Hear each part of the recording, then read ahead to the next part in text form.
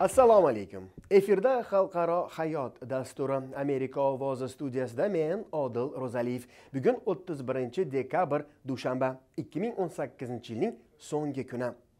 Rossiyaning Qozon shahri yaqinidagi bir posyolkada 1992-yildan beri antiqa bir ibodatxona qurilmoqda. Uning tomida barcha yirik dinlar ramzlarini ko'rish mumkin. Butun jahon ibodatxonasi qurilishi tashabbusi bilan chiqqan inson 5 yil oldin vafot etgan, biroq uning ishini oila a'zolari davom ettirmoqda.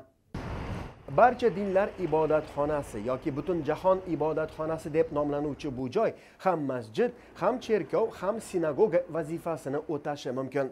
1992-yilda qurilishi boshlangan ibodatxona 16 ta din va g'oyib bo'lgan sivilizatsiyalar e'tiqodini o'zida mujassamlashtirishi rejalangan. Rossiyalik rassom, me'mor, haykaltarosh va tabib Ildar Xanov tushida Iso payg'ambarni ko'rganidan so'ng qurilishga jazm qilganini aytgan. Biroq ibodatxona qurilishini yakunlash unga nasib etmadi.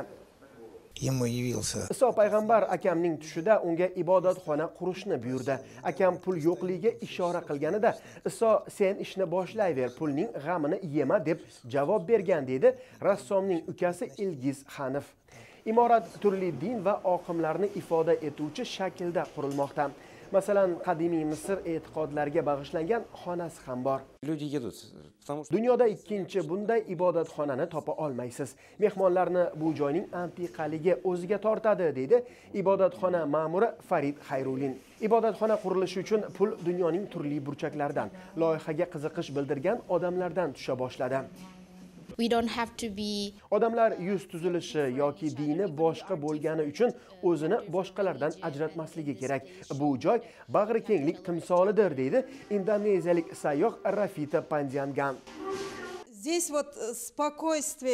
Buddistlikka bag'ishlangan bu xonada sokin energiya va saodatni his qilish mumkin. Odamlar bu yerga qayta kuch to'plash uchun, bu joyda olingan kayfiyatni o'zi bilan olib ketib, hayotini yaxshilash uchun keladi, deydi bu ayol.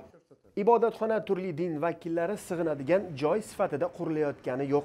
Imorat barcha dinlarning me'moriy ramzi va muzeyi bo'lib xizmat qiladi. Siz Xalqaro hayot dasturining 2018-yildagi so'nggi sonini tomosha qildingiz. Amerika ovozi xodimlari nomidan barchangizni kirib kelayotgan 2019-yil bilan tabriklab, sihat, salomatlik, ishlaringizda omad, oilangizda totuvlik va farovonlik tilab qolaman. Kelasi yilda ko'rishguncha xayr, omon bo'ling.